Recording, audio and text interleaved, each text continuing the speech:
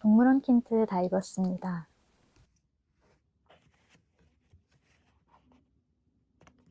제가 배수아 작가님을 처음 알게 된 계기가 카프카의 꿈 때문이었는데요.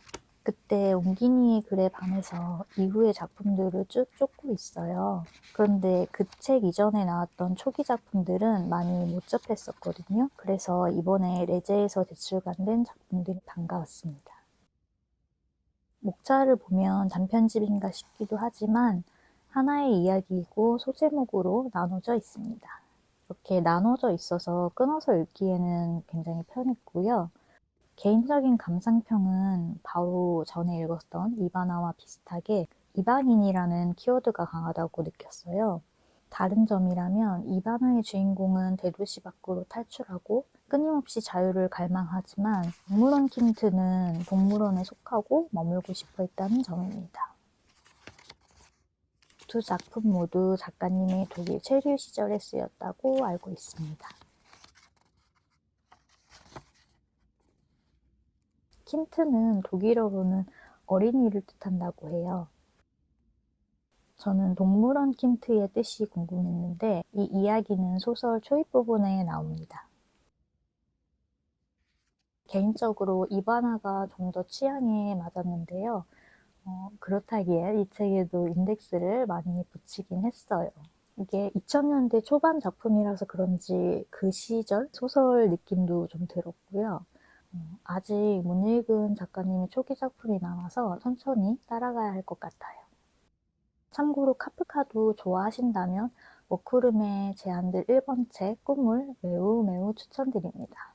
개인적인 취향이긴 한데 제가 정말 사랑하는 책이고 카프카의 글, 배수아 작가님의 옹기니의 글, 디자인 하나 빠짐없이 완벽한 책이라고 생각합니다.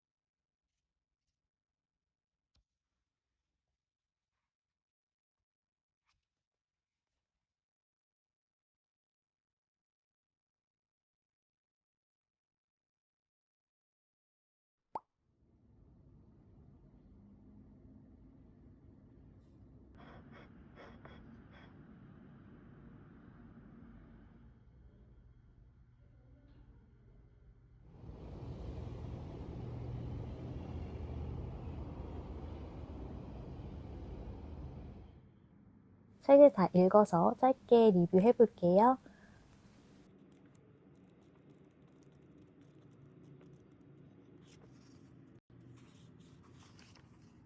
우선 체스 이야기는 광기나 좀 스릴 있는 진행을 좋아하시면 추천드립니다. 저는 읽으면서 체스 관련된 작품들이 줄줄이 떠오르기도 했어요. 그리고 낯선 여인의 편지는 편지 형식의 글인데 짝사랑의 집착, 헌신 같은 걸 볼 수 있는 글이었습니다. 이 단편은 다소 요즘의 시대상이랑 맞지 않는 부분도 있긴 해요. 근데 저는 읽으면서 저렇게까지 좋아할 수 있을까? 좀 저한테는 불가능한 이야기라고 생각했어요.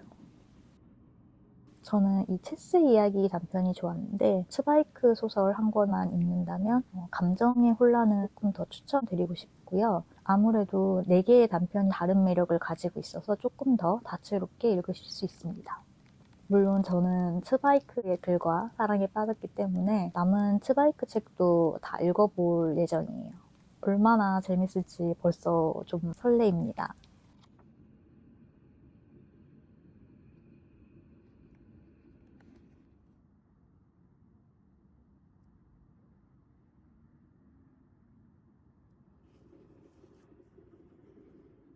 이번에도 즐거운 독서였습니다.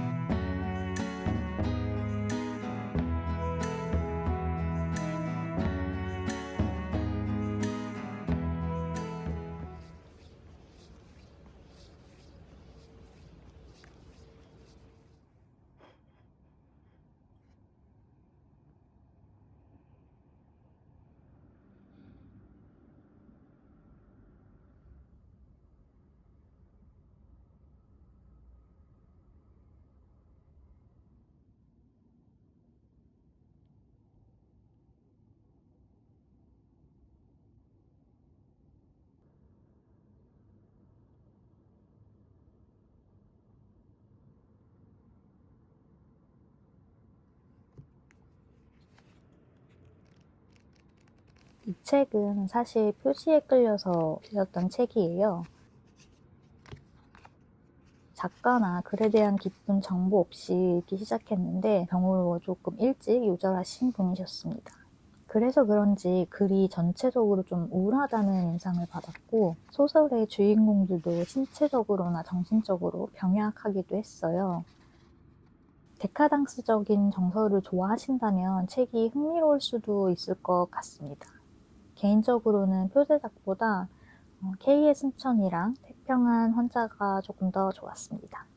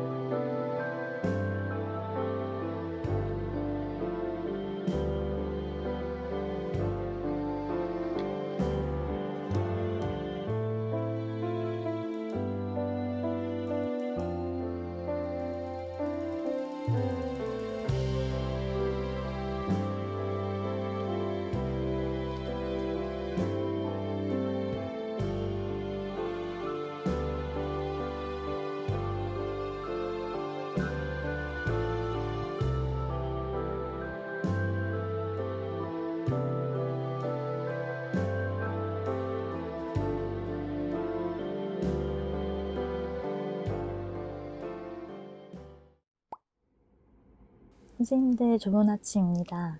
저는 이제 뛰러 나갈 건데 오늘은 이렇게 입으려고요.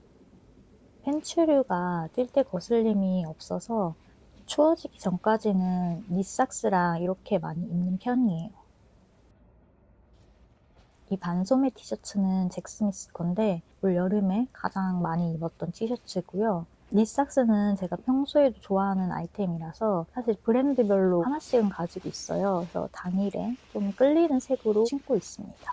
이 점퍼는 세일할 때 사서 최근에 가장 자주 입고 있어요. 바람막이 재질이라서 엄청 가볍고 잘 말라서 좋아요. 이게 품도 커서 기온에 맞게 안에 겹쳐서 입기 좋습니다. 뛰면 금방 더워지니까 얇은 거 위주로 레이어드를 많이 해요. 햇빛을 가려야 하니까 모자를 써줄 거고, 이거는 여름 모자인데 아직까지는 쓰고 있어요. 올해는 귀 덮는 모자를 하나 사야겠어요.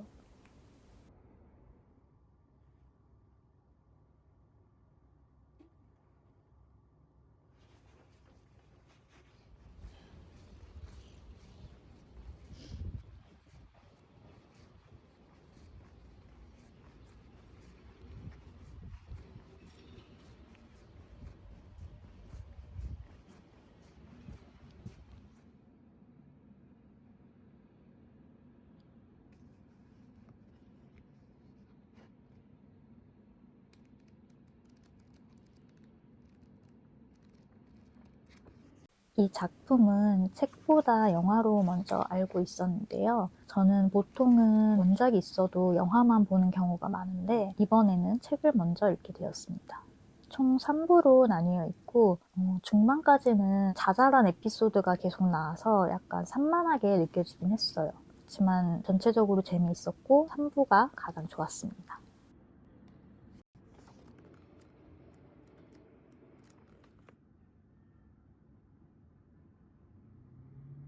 책은 죽음을 앞둔 친구로부터 안락사를 부탁받는 이야기예요. 그래서 주인공과 친구의 우정이나 연대를 보면서 내가 이런 상황이라면 어떻게 할까를 그려보게 되는 그런 책이었습니다. 환경에 대한 이야기도 나오고요. 다정한 안부를 물을 수 있는 사람이 되는 것에 대해서 생각해 볼 수 있는 책이었습니다.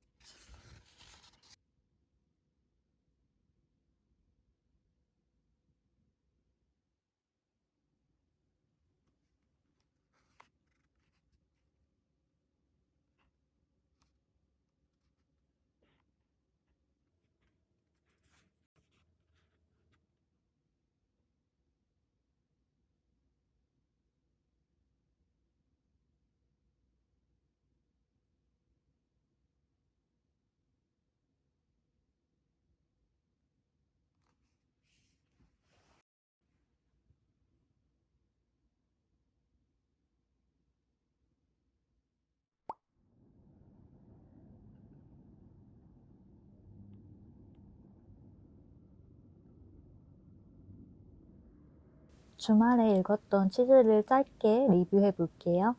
이 책은 벨기에 문학이고요. 문장이 군더더기 없이 깔끔한 점이 특징입니다. 평범한 직장인이 사업을 시작하면서 벌어지는 이야기인데 이 사업을 주인공이 진짜 원해서라기보다는 좀 성공에 대한 욕망과 허영심으로 시작해요. 이야기는 짧지만 기승전결이 확실해서 다 읽은 후에도 감정이 깔끔하게 정리되는 그런 책이었습니다.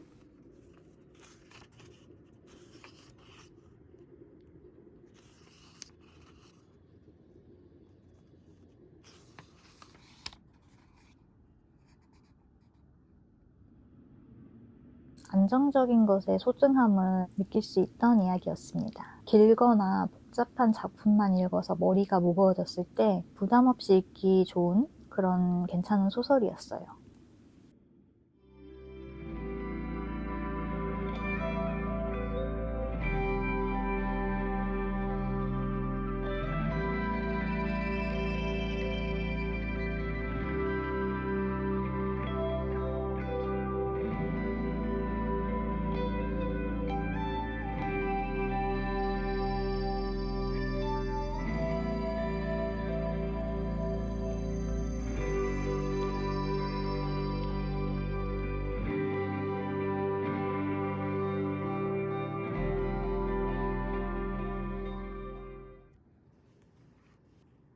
별의 시간을 완독해서 리뷰해 볼게요. 이 소설은 리스펙토르의 마지막 작품이에요. 마카베아라는 여성의 시간을 쫓아가는데 중간중간 좀 맥락 없는 그런 문장들이 나오기도 합니다. 갑자기 철학적인 얘기를 한다던가 의식의 흐름을 있는 그대로 풀어서 적으면 이런 느낌일까 싶은 문장들도 있어요. 저는 그래도 재미있게 읽었습니다. 그렇지만 호불호가 있을 문체라서 꼭 미리 확인하시고 읽으시길 바랄게요.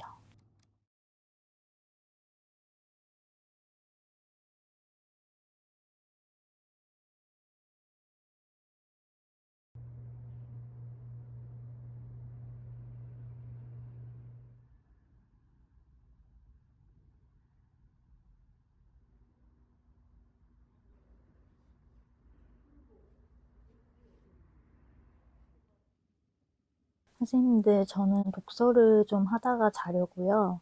이 책은 사려다가 계속 시기를 놓쳤는데 도서관에 갔다가 딱 보여서 빌려왔습니다. 예술서적은 구매해서 보는 걸 선호하는데 읽고 싶은 책은 너무 많고 지갑은 얇고 그렇습니다. 본다는 것, 시각적인 것에 관한 책으로 알고 있어요. 워크룸에서 나와서 그런지 내지 배열도 정말 예쁩니다. 지금 여기 읽고 있는데요. 글이 매우 공감이 가요.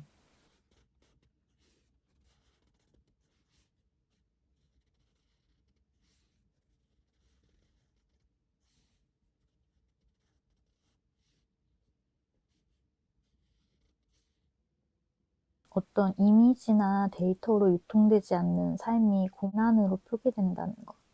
이게 요즘 제가 많이 하던 생각이거든요. 어딘가에 올려서 공표하고 과시해야만 그런 시간이나 사건이 있었다고 인정이 되는 걸까? 그렇다고 그게 없던 일이 되는 건 아닐 텐데 그 존재 자체가 무르익힌다는 그런 느낌이에요. 타인에게 보이고 타인을 보는 것의 정점에 있는 시기 같아요. 아무튼 책을 읽다 보니 42번까지 왔습니다. 인덱스를 꽤 많이 붙였는데 철학서에 가까운 느낌이고요. 이게 개인 차에 따라서 읽기 쉬운 글은 아닐 수도 있겠지만 저는 흥미롭게 읽고 있습니다. 그러면 저는 이만 피곤해서 자러 갈까 합니다. 이번 영상도 여기서 마무리 지어야겠네요. 제 일상 영상을 함께 해주셔서 감사합니다. 궁금한 책이 한 권이라도 있으셨다면 기쁠 거예요. 어떤 책이든 괜찮은 독서 시간을 가지실 수 있기를 바랄게요. 감기 조심하시고 또 만나요.